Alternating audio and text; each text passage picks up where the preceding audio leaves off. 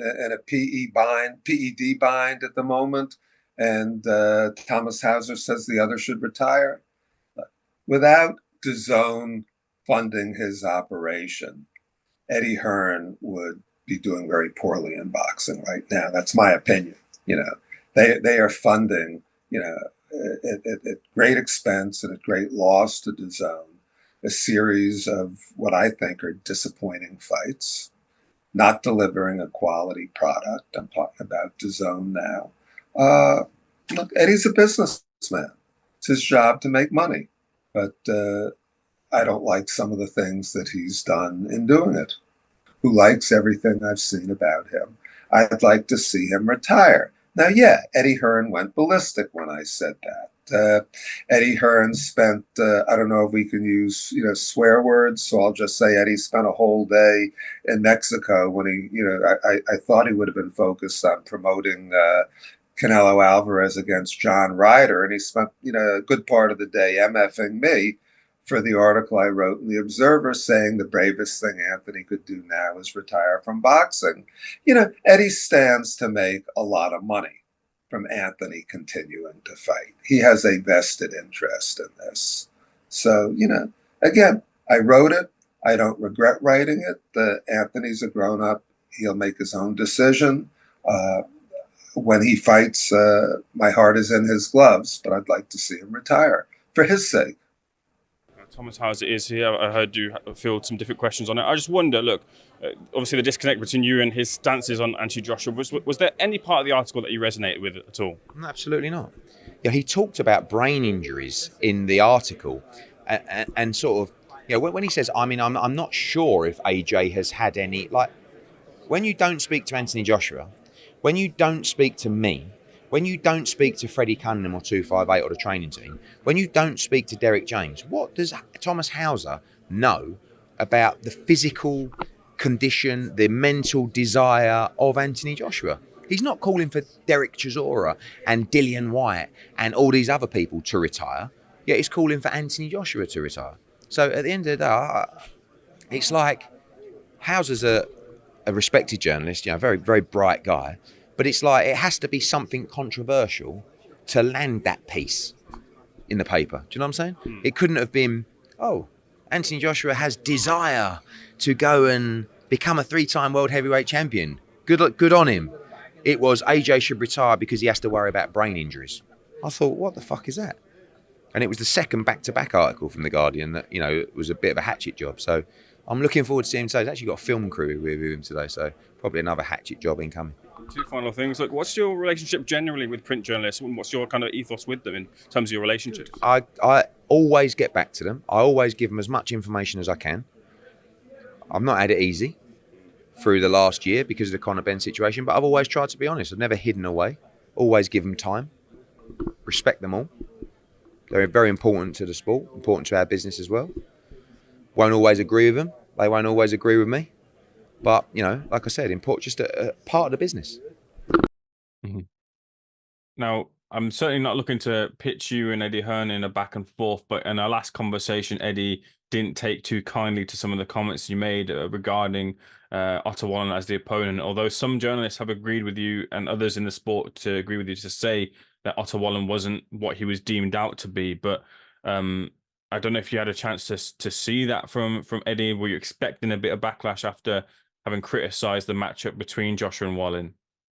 I have better things to do with my listen to everything that Eddie Hearn says. Eddie is fairly predictable. Every fight one of his fighters has, he predicts this man's going to win by a knockout.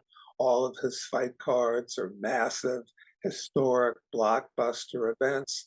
Eddie says what he says. He's very contradictory in what he says. If Eddie would like to sit down with me, man to man, just get a camera rolling and let the two of us talk with each other for an hour to discuss these issues and sort things out, I'd love to do it. We can do it on your show. I doubt very much that Eddie will do that.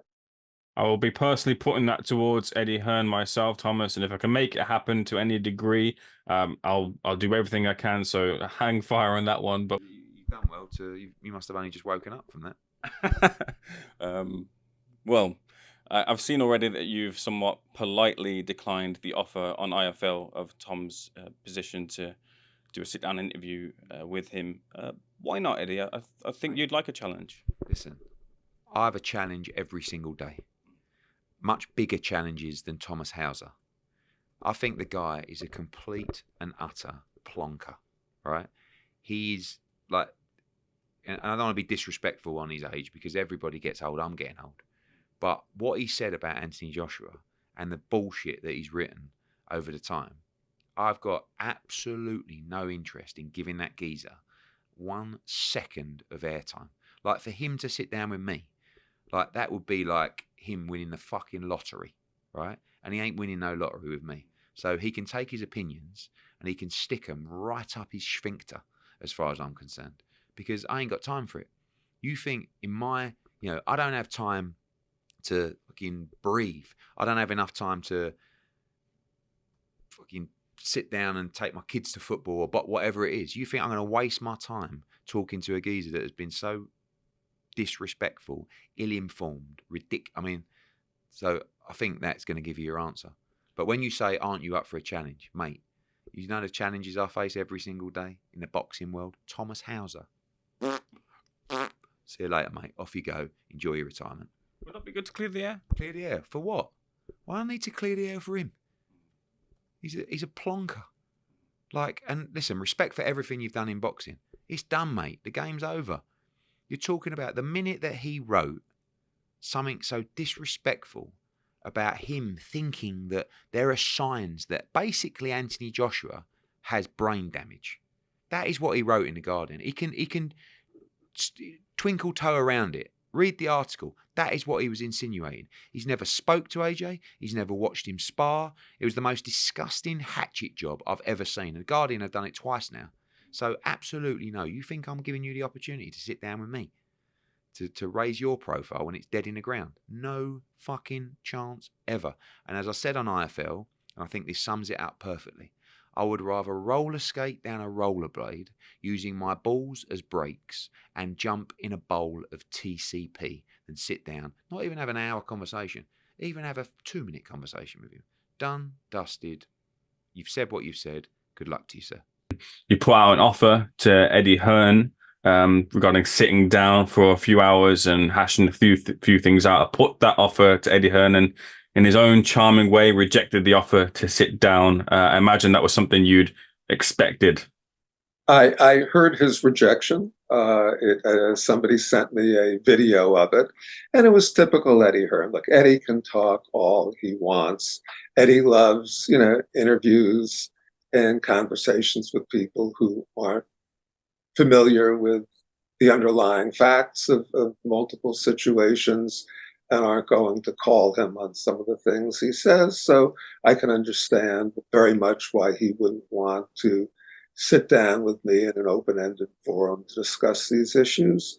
The offer is there. Anytime he wants to take me up on it, I'm here. But, I find it a little strange that Eddie likes to take pot shots at me and, lob his grenades at me from a safe distance, but won't really sit down and do it face to face with me and let me confront him with the facts. But, that's Eddie's choice. He would.